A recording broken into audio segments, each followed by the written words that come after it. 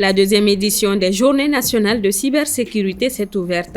Les jeunes sont formés et sensibilisés sur la nécessité de la protection du cyberespace. La campagne risicole est prometteuse malgré les fortes inondations de cette saison pluvieuse. Nous irons dans la zone de l'Office du Niger pour faire le constat. L'Assemblée générale de la CAF s'est tenue ce mardi à Addis Abeba. Les décisions de cette rencontre importantes en fin de journal. Mesdames et messieurs, bonsoir. Bienvenue aux informations. Les journées nationales de cybersécurité se sont ouvertes hier mardi 22 octobre au Centre international de conférence de Bamako. Cet événement a pour objectif de sensibiliser et former des jeunes sur les dangers pour la protection du cyberespace. Djaneba Samaki. Les journées nationales de cybersécurité sont une occasion unique de partager des connaissances, d'échanger des expériences et de renforcer la collaboration pour faire face aux défis croissants en matière de cybersécurité. Le thème de la deuxième édition est le renforcement de la souveraineté numérique pour un Mali cybersécurisé. Selon les initiateurs, le choix de ce thème n'est pas fortuit. On sait que le Mali est vraiment exposé ces temps-ci. Nous nous sommes dit que si le Mali peut être attaqué, ce serait à deux niveaux, soit sur le plan militaire, soit sur le plan de la cybersécurité. C'est pourquoi les acteurs du domaine ont décidé de se réunir ensemble pour pouvoir dégager déjà les grandes lignes qu'il faudra pour le Mali. Donc ces journées sont non seulement pour pour le processus, mais aussi pour la procédure. Nous voulons vraiment que le Mali soit mieux sécurisé en matière de cyber. Pour cette édition, plusieurs activités sont prévues, à savoir des panels, des ateliers sur tous les volets de la cybersécurité. Il y a aussi une formation qui est en cours de 100 jeunes. L'année dernière, la précédente édition, il y a eu 100 jeunes déjà, dont 50 ont été carrément le workforce of Mali. Maintenant, les 100 autres jeunes cette année, c'est 100 de l'année dernière, plus 50 de l'année dernière, plus 50 de cette année. Donc, ils vont continuer des sécurités, des formations pour pouvoir renforcer leurs capacités et en cybersécurité, aussi pouvoir être demain des gens qui peuvent aussi aider d'autres jeunes dans le domaine. En marge des jours de formation, la promotion du contenu local est mise en avant à travers un concours entre 33 jeunes. Ce concours se tiendra le dernier jour de l'événement, le vendredi 25 octobre prochain, et permettra de récompenser les méritants. Les assemblées annuelles 2024 du Fonds monétaire international et du groupe de la Banque mondiale sont en cours depuis le lundi 21 octobre à Washington. 191 pays membres y prennent part. Assetoumani Koulibaly. Les assemblées annuelles du FMI et de la Banque mondiale qui ont démarré il y a 2 jours et qui se poursuivront jusqu'au 26 octobre verront la participation de 191 pays membres, soit près de 10 000 participants de la sphère politique, économique, des représentants de gouvernement, des gouverneurs de banques centrales, des organisations internationales, des membres de la société civile et universitaire notamment. Tous seront à table afin de discuter autour du rôle fondamental des systèmes alimentaires et de la nécessité d'accélérer l'égalité des genres, mais aussi la complexité des marchés financiers mondiaux et la recherche d'un développement international durable. Ces assises permettront également aux participants d'évoquer lors des différents ateliers plusieurs thèmes se rapportant à la révolution de la crypto-monnaie, les moyens de paiement transfrontalier sécurisés, les prestations de santé ainsi que l'importance de l'industrie alimentaire pour stimuler la croissance et créer de nouveaux postes d'emploi. Dans le rapport du Fonds monétaire international ce mercredi, l'institution a alerté sur un risque de large dérapage budgétaire de la France sans effort de consolidation. Par ailleurs, il a révisé à la hausse ses prévisions de croissance pour la Russie en 2024, anticipant désormais une hausse du PIB de 3,6%, mieux que les 3,2% prévus jusque-là. D'autres points seront évoqués courant ces quelques jours de travaux, en l'occurrence l'économie japonaise, les défis climatiques et l'impératif d'instaurer une infrastructure solide pour faire face au changement climatique. D'ici la clôture prévue le 26 octobre, le FMI annoncera ses prévisions en matière de croissance économique dans les différents pays du monde et publiera ensuite son rapport sur la stabilité financière mondiale. Retour au Mali, cette année, le pays a été secoué par de fortes précipitations, entraînant des inondations et de la montée des eaux du fleuve.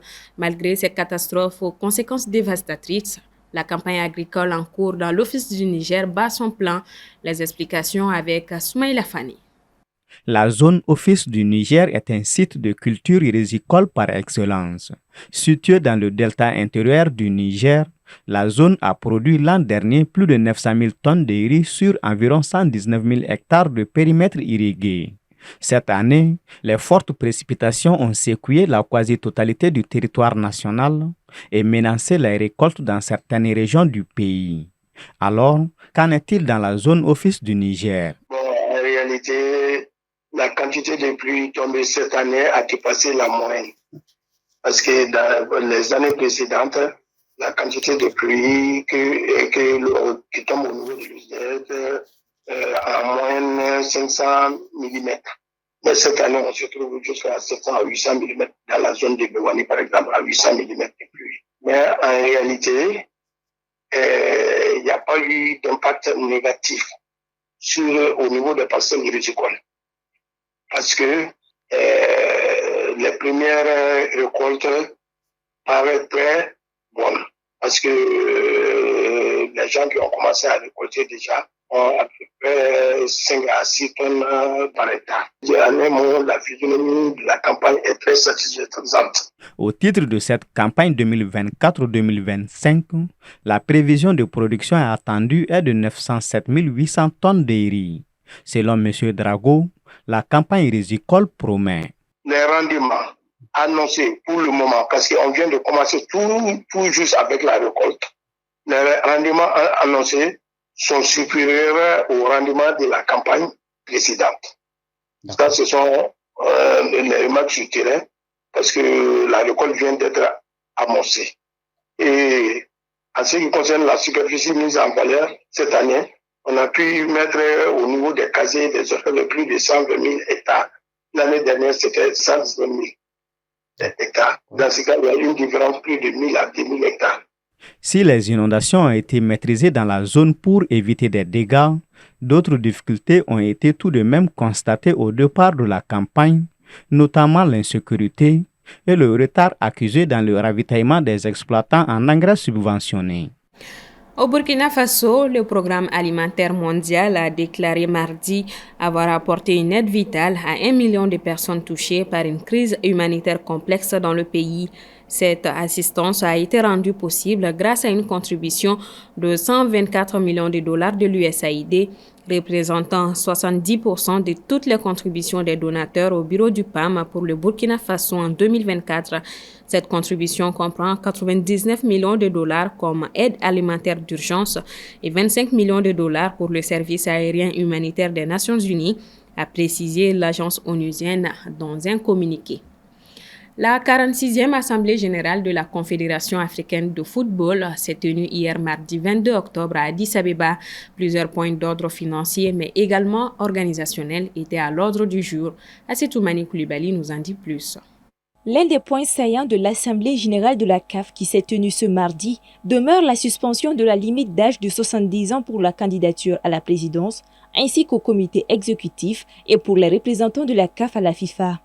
La règle de répartition linguistique pour la représentation au Conseil de la FIFA a également été supprimée. Ainsi, désormais, les candidats africains auront la possibilité d'être élus sans restriction géographique ou même linguistique. Au cours de sa prise de parole, le Sud-Africain Patrice Motsepe, président de la CAF, a également mis en avant ses ambitions de redonner vie à l'organisation en multipliant les actions dans le but d'aboutir à une gouvernance solide, transparente et rigoureuse. Pour lui, cet engagement de restructurer et moderniser la CAF est essentiel pour assurer sa viabilité à long terme. Des avancées significatives du football africain ont été soulignées. Sur les revenus budgétés en 2024-2025, la CAF prévoit un bénéfice net de 11,7 millions de dollars pour l'année budgétaire 2024-2025, ce qui est une première après une longue période de pertes.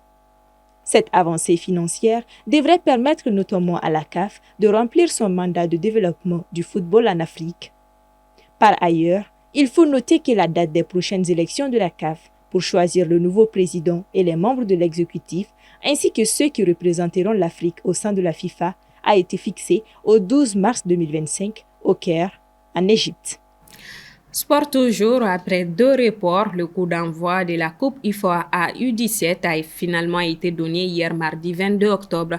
Le match d'ouverture qui opposait le Sénégal, pays hôte au Libéria, a été remporté par les Lionceaux de la Teranga, 2-1.